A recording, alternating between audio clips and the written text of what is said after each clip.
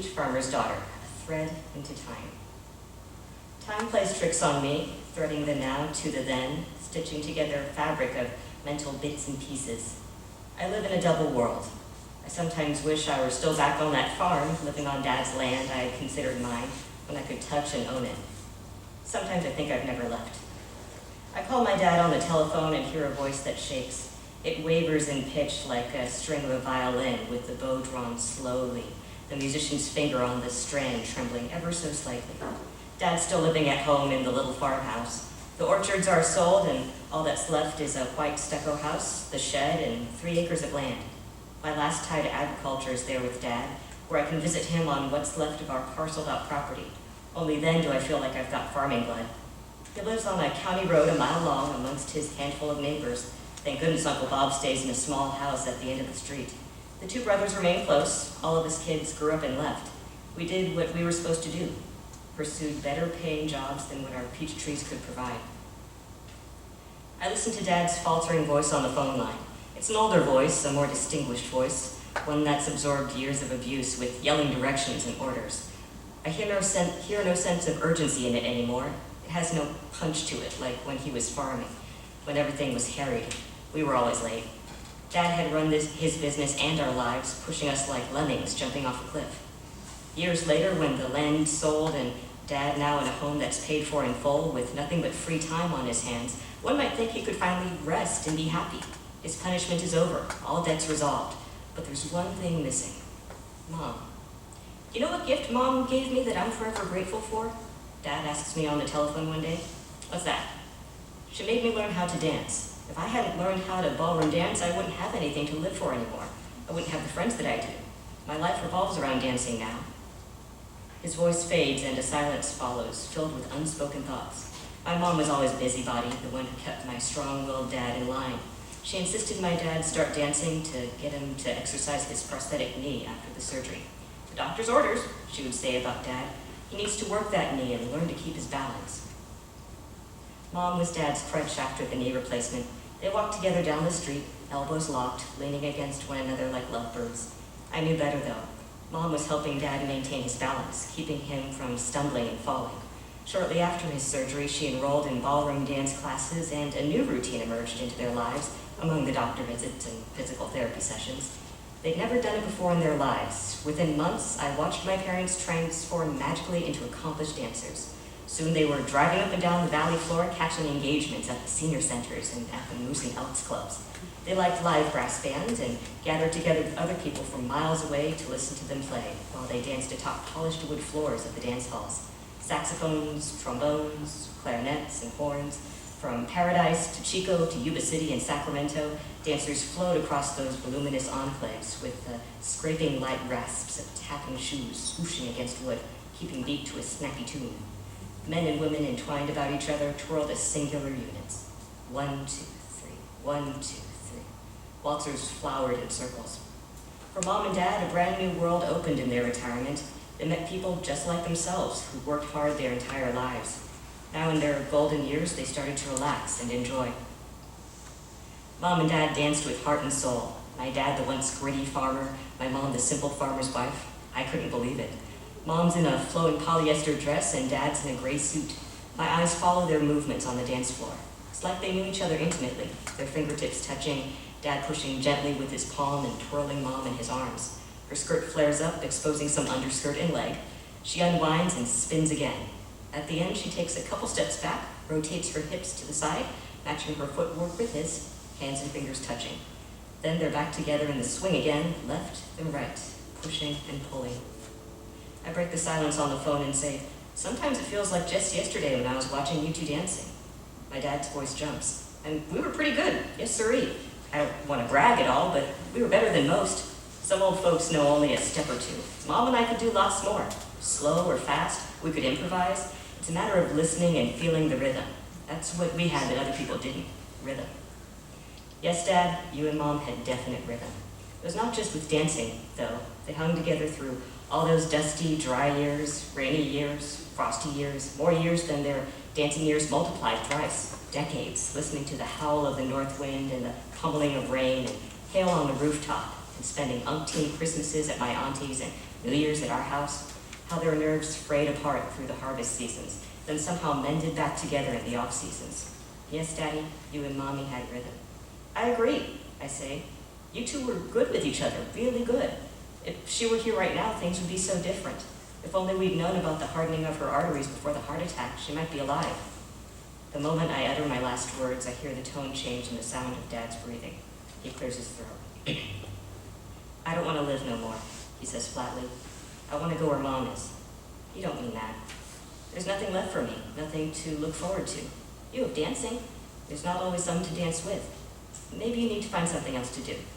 Like what? I don't know what to do. I can't argue or persuade. I know better. My dad's probably leaning his elbows on the table with the telephone prop next to his ear. My mind watches him walking briskly through the plowed dirt with a shovel balanced on his shoulder, crossing up and over levees that wind in jigsaw puzzle patterns across the orchard. It's summer, and Daddy is irrigating the peach trees. I'm little, and I toddle clumsily behind his giant footsteps. He shows me how high the water has risen to just inches below the top of one check. The peach trees within are saturated in water. It's hot and humid in this forest of trees. I long to take off my shoes, pull up my pants, and wade my bare feet in that warm and squishy water. Daddy thrusts the shovel into the levee, using the weight of his boot and strength in his arms to sculpt away soil. The water cuts a thin line at the top, and he pushes it through by raking his shovel across the mud. A small waterfall cascades down as irrigation water escapes from the boundaries of one check into another. It quickly cuts a wide break and ripples in rapids towards me. It rushes at my feet, creeping in wiggly squiggles like a snake. This chocolate-covered froth frightens me. Daddy! I yell, and I scamper up the ridge of narrow, dry soil on tiptoe, watching the rushing floodwaters brush around the rubber soles of his hip waders. He laughs, wipes his brow, and returns the shovel back onto his shoulder and steps toward me. I clamber onto him piggyback, giggling, wrapping my legs about his waist, my arms about his neck. I'm safe with my daddy, safe amongst the shade of the orchard under the boughs of the peach trees, safe in this moment where time seems to never touch me. Starry night. My daughter and I walked outside last night shortly after sundown. Two bright planets suspended low in the western sky highlighted a brilliant yellow glow against the graying backdrop of the Coast Range. Just to the north, a sliver of moon hung above the horizon, barely perceptible. Was it waxing or waning? The sliver was on the right. That meant it was starting a new phase of lunar life, according to human perspective. Was it really starting anew? Was it that same old moon circling around the earth with the same face, the same countenance gazing at us? I took Dad back to his apartment in an assisted living complex. I drove the car to the pavement outside of the reception foyer. Rising slowly to his feet, Dad grunted, oofed, and ah, getting out of the car. Are you going to be okay? Can you make it home? I asked. I'm fine, just get me around the corner and point it in the right direction. I know the way to my door. He struggled with each breath, pushing the aluminum walker that he leaned onto with each step. White tennis-shoed feet moved forward in short increments. He could barely see, having fought the long-term detrimental effects of glaucoma for more than 2 decades. Damaged and scarred, the optic nerves weren't transmitting visual information anymore. Shadows blurred daylight to the grays of dusk, lamplight receded to the color of night. Darkness shrouded his view. With uncertainty, he progressed forward. I couldn't bear to watch, thinking he might trip and fall. I'll push you, I volunteered.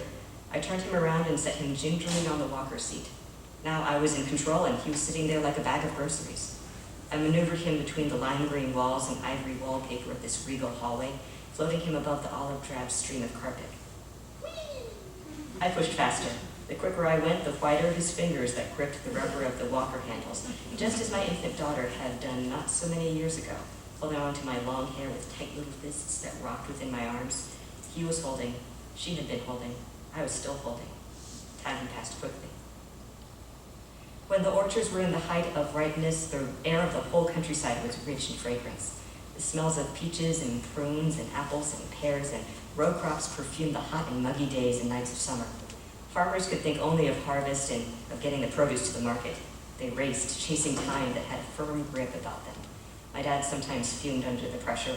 Within a few months, tens of thousands of dollars of produce were to be picked and hauled to the fruit grading station and then trucked to the processing plants.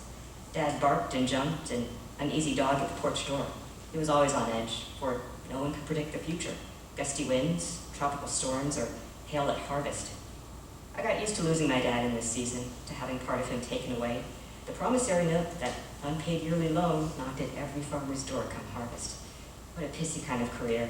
But Dad didn't smoke, didn't drink, didn't do any kinds of borderline human activities to help him let off steam. He could only throw himself into working long hours, just as his own mother and father had done, and he was hard as steel wire pulled taut. He was wound up. He could sometimes even be mean.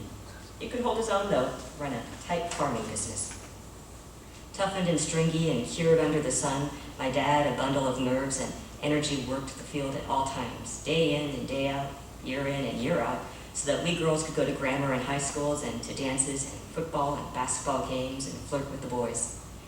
Dad walked under a cloak of invisibility. I hardly saw him. He woke early, at 4 a.m., and went to bed shortly after dinner. Always tending to the crops in the fields, he failed to impress my young eyes. He emerged 40 years later, a thread stretching through a floating medium, intangible strips of time, stringing the then to the now and back again. With the farm sold years before, I thought I lost my dad. That part was a farmer. Only one thing has held true throughout. When I'm close to him, smell the scent of his aftershave and see the slick way the hair layers atop his head, just like he used to gel it down flat when he was much younger. I remember. In rare stolen bits of time, Dad, the farmer, sometimes relaxed. He let down his guard, didn't bark at the family or at our hired hands like he would normally. Bob, get over here, bring me a ratchet. But in one of those scant moments when Dad was feeling spry and prankish, he took my mom and me out for a ride, and not just an ordinary ride, but one on top of the hood of the pickup. We called it the jalopy, the old Chevy truck stripped bare to just the engine and chassis. No doors, no windows, only one seat, the driver's, and a pickup bed rid of everything except metal frame and two large pieces of plywood, one over the hood and one in the bed on the back. Light and maneuverable, the jalopy skipped easily across the plowed, uneven soil of the orchard floor. It was my dad's and uncle's version of a dune buggy. And on one hot and starry night, when the mosquitoes were so thick, I went outside in Levi 501 jeans and a long-sleeved cowboy shirt, despite the stifling air. Dad had giggled like a little kid and told Mom and me to lie down on the wooden platform set just above the engine. He told us to close our eyes, and he drove us away from the house. When we opened our eyes, we could only look above us to the heaven dipping down close, black, silver, blue, big, and little spots of light streaking the sky. The Milky Way twisted and turned, mixing in with the canopy of peach leaves that blotted in and out as Dad raced the jalopy through the tree rows. Mom and I squealed in laughter, holding on for dear life, not knowing which way was north or south or up or down. It was just Dad, Mom, and me, swimming in those stars and peach leaves. I pushed my dad. With little resistance, the walker carried him. He was so light. One shove and he could float away in front of me, buoyed atop greasy ball bearings and a cushioned carpet. The walker, Dad, and I stopped just at the apartment front door, where he reached for his house keys. I had them in my hand. I made sure he grasped them firmly before letting go. Because he couldn't see, he now depended on feeling for doing things. "Thank you," he said. "I can make it on my own from here. That was such a nice dinner you served me tonight. Your sushi was so good, just how Mom used to make it." Dad's eyes brightened for a moment, and I thought he actually noticed me this time, not blinded as he normally was. I stayed for some moments while he puttered about his apartment, putting things in order before going to bed. I wanted him safe before I left. Giving him a hug, and after saying goodnight, I walked hand in hand with my 7-year-old daughter down the hall corridor and out to the car. When we got home, I looked to the west, now completely dark after sunset, hoping to see something. The sky was black, the waxing moon had already dropped below the horizon. Water. I splashed in water, sandy mud oozing between my toes. A short distance away, boiling and snowy white, pumped groundwater plunges from the foot-wide irrigation pipe and froths through a narrow sluice of cement before settling into a wide flat of shallows where I'm wading underneath limbs of peach leaves. The translucent liquid runs smooth and silky over my feet in this artificial current, and the muddy bottom stirred up by my toes settles down and clears, water polishing the silt and sand and making them shine like diamonds. There's gold underneath, and every pinprick sparkle of yellow lures me to plunge my hands into the icy cold and collect bits of iron pyrite on my palms. Out of the artificial stream and drying quickly in my hands, polished rocks never look quite as alluring because water changes things. I'm frolicking in my own personal river, less than a foot deep. Opaque and iridescent, the cellophane-wrapped surface of water beyond the rapids near the irrigation pump runs smooth and mirrored, perfect for a leisurely float on an inner tube, legs and arms out like a crab, or on one's back, stiff as a board. The trick is to keep one's buttocks up and off the silt bottom, Otherwise, shorts and panties soon fill up with sand, and then it's like sandpaper scraping away skin.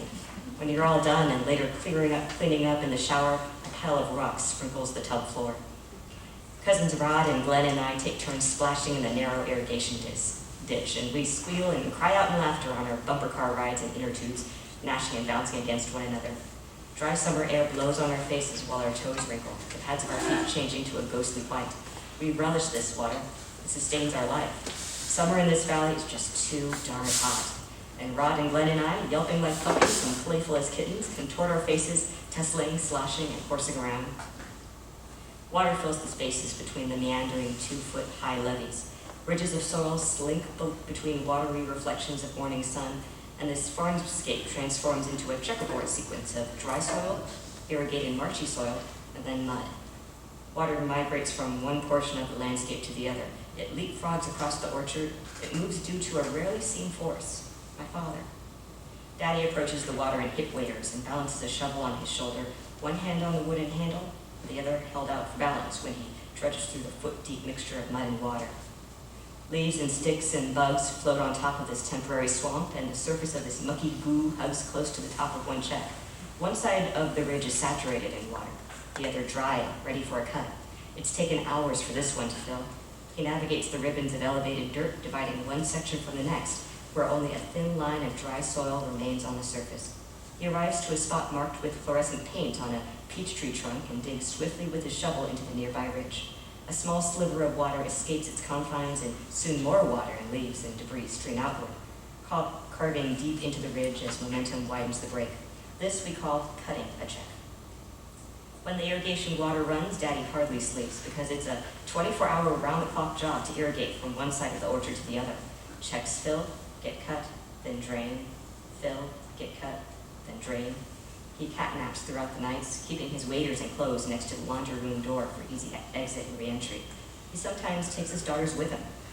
My sister Arlene recalls going into the almond orchard with the moon full and bright. She reminisces. The stars were twinkling and the air was clear and warm.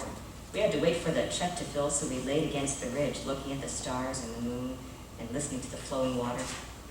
It was a very peaceful moment, and I remember thinking what a beautiful life we had. The moment ended when, as quick could be, on Dad's command, we were in action with shovels cutting the check. We take for granted what we once had. We take for granted those things as simple as water flowing along the earth's surface. Water slips through my hands, drips off my fingertips, it's almost invisible. Then it evaporates and no one will remember. Not the trees, not the person in the car speeding by on the county road, not even the postal worker who drops off mail in the mailbox. Once there had been water manipulated through the orchard that nourished the crops, the deluge my father had created, and the floating sea of life between the spaces.